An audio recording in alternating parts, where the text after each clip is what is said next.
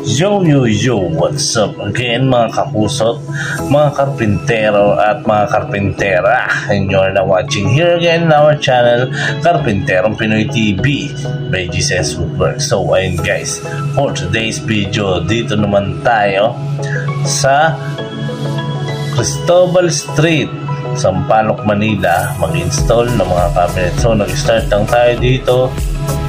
First project natin, kitchen, then nadagdagan.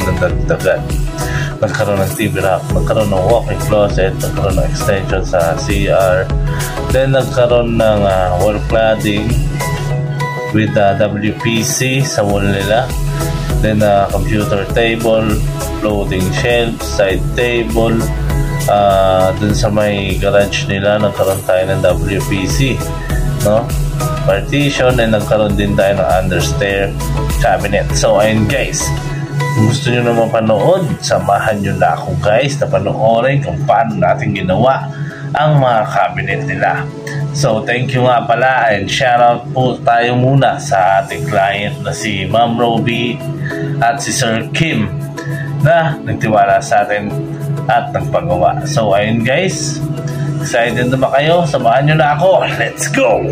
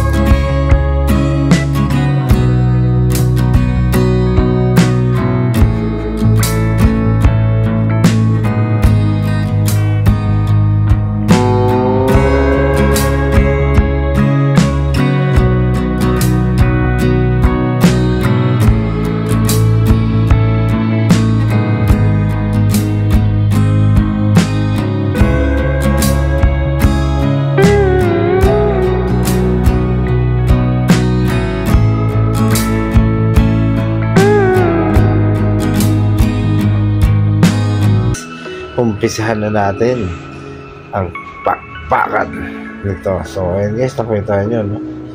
So ready na.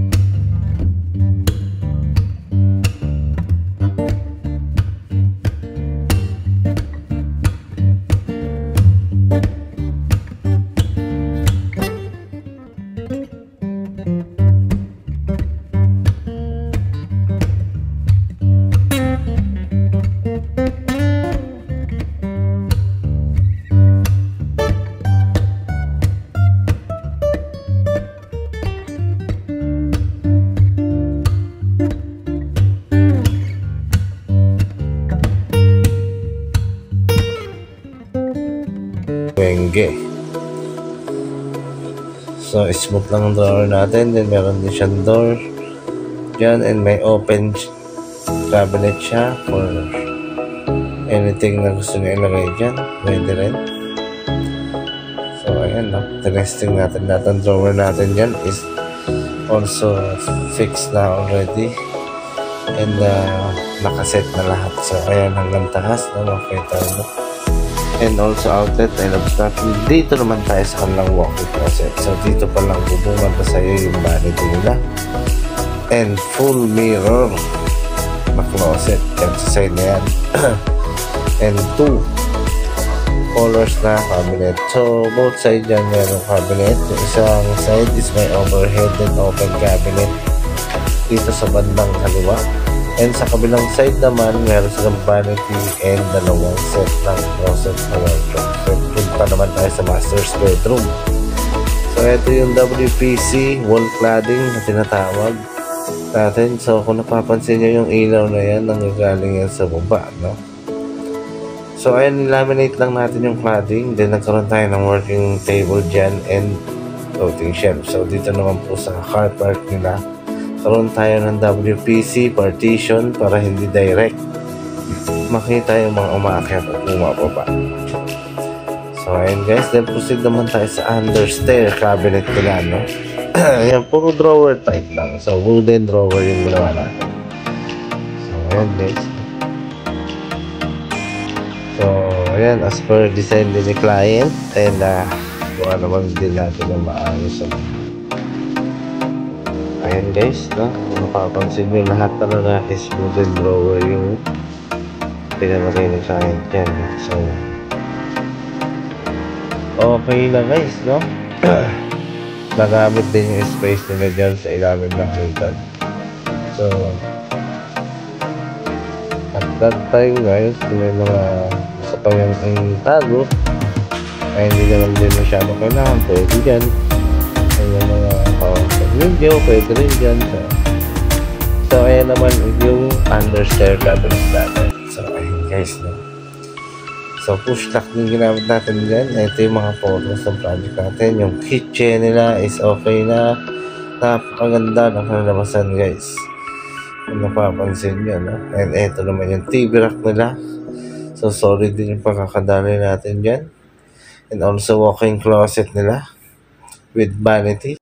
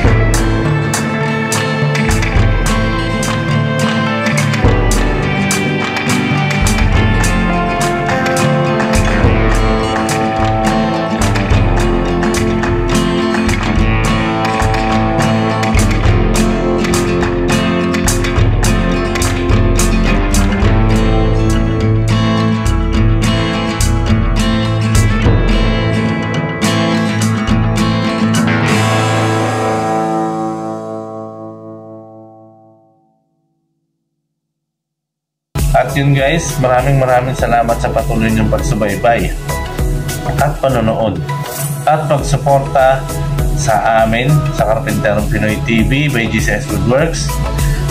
Ayun nga guys, especially nagpapasalamat tayo sa taas dahil nairaos na naman natin tong proyekto natin. So ayun guys, na may patuloy na tangkilikin ang gawang atin at sariling atin dahil ang gawang Pinoy, tatak Pinoy, yan ang GCS Woodworks, Karpenterong Pinoy TV. So ayun guys, hanggang sa muli, saludo po ako sa lahat ng karpentero sa buong mundo at sa lahat ng manggagawa. Mabuhay po tayong lahat. Lahat po ng nanonood, may patuloy niyo po kami suportahan at subaybayan. Maraming salamat po sa inyo. Unti na lang po. At dumadami ang nakasubscribe sa atin. Maraming salamat sa inyo sa walang sawa niyong pagsuporta at pagsubaybay. Thank you po and God bless you all. Break it down!